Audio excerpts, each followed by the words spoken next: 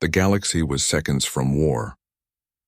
One human stopped it. The Galactic Council chamber hung suspended in the void between stars. A massive sphere of crystalline architecture that reflected the light of 1,000 distant suns. Inside, representatives from 47 species sat in their designated sections, their bioatmospheres carefully separated by shimmering force fields. The air crackled with tension so thick it could have been cut with a molecular blade. Elsa Martinez stood at the human delegation's platform, her fingers gripping the railing so tightly her knuckles had turned white. She was young for a diplomat, only 32 Earth years, but her dark eyes held a weariness that made her seem ancient. Below her, in the center of the amphitheater, the Vraxian ambassador raised all four of his scaled arms in a gesture of absolute fury. The humans have violated the Sanctuary Accords. His voice boomed through the translation matrix, each word dripping with venom. Their colony ship was detected in the Forbidden Zone. This is an act of war. The Keltharian matriarch rose from her crystalline throne, her ethereal form pulsing with angry crimson light. The Vraxian Empire is correct. We witnessed the human vessel with our own sensors. Humanity must answer for this transgression with blood. Elsa felt her heart hammering against her ribs. 3 days. That's all the time they'd had since the accusations began. 3 days to figure out what happened, to prevent the greatest conflict the galaxy had ever seen. The Vraxian Empire commanded fleets that could glass planets. The Keltharian Collective possessed weapons that could collapse stars. And humanity, young, brash humanity, was caught in the middle. Ambassador Martinez.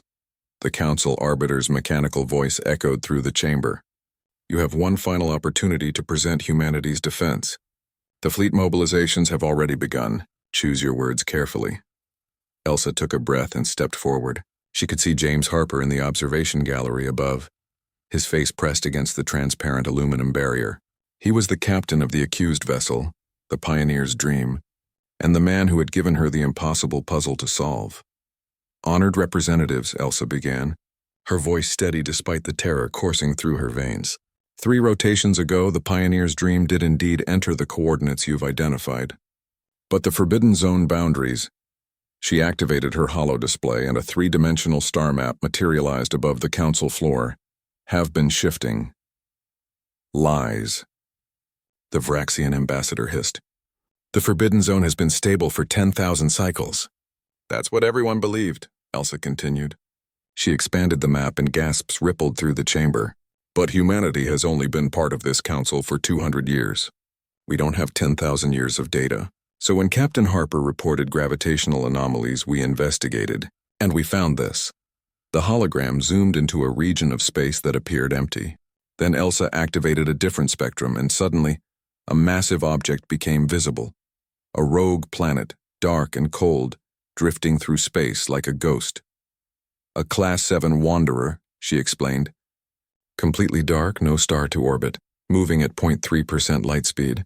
It's been traveling through this sector for the past millennium, and its gravitational field has been gradually pulling the Forbidden Zone boundary with it.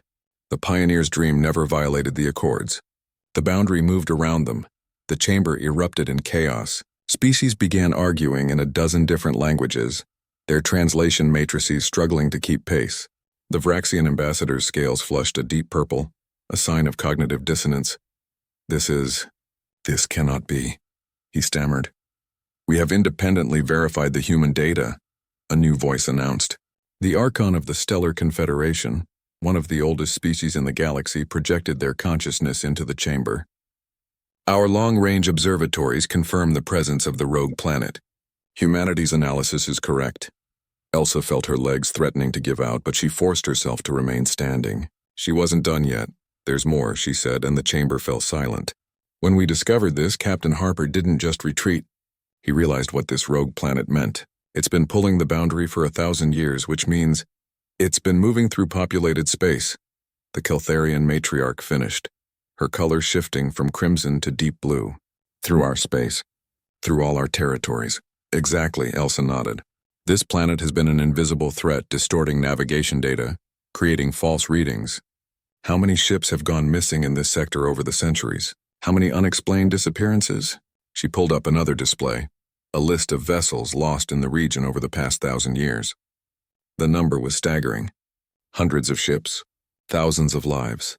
Captain Harper's crew spent 72 hours mapping the planet's trajectory and gravitational influence. They risked their lives to give us this data because they knew what it meant, not just for humanity but for everyone. Elsa's voice grew stronger. We didn't come here to violate your sacred spaces. We came here to explore, yes, but also to help, because that's what humans do. We see a problem and we can't walk away from it, even when it would be easier, even when it might start a war. She looked up at James in the gallery. He was crying, she realized, silent tears streaming down his face. The Pioneer's dream lost 2 crew members mapping that planet, Elsa continued, her own voice breaking slightly. Dr. Sarah Chen and engineer Marcus Webb. They died when their survey pod was caught in a gravitational eddy.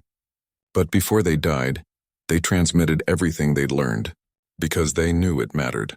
The Vraxian ambassador slowly lowered his arms. The humans saved us from future disasters. They gave us information that could prevent countless deaths, and we nearly destroyed them for it. The Keltharian matriarch added softly. The council arbiter's voice resonated through the chamber. The accusations against humanity are hereby dismissed.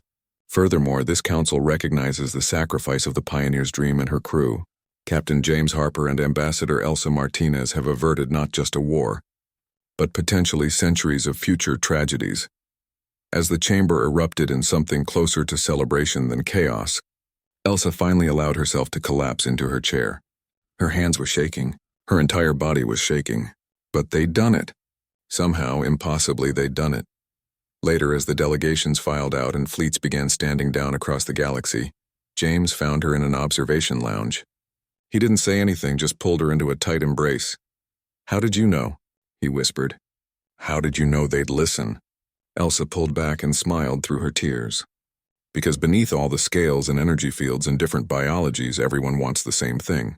To understand. To not be alone in the dark. That's the most human thing of all, and it turns out it's the most universal thing too. Outside the viewport, ships that would have been firing on each other hours ago were now forming peaceful formations, heading home. And somewhere in the darkness between stars, a rogue planet drifted on, its secret finally revealed by 2 humans who refused to give up. The galaxy had been seconds from war. 1 human stopped it, but really, Elsa thought, it had taken 2. And the belief that even in the vastness of space, understanding was always worth fighting for.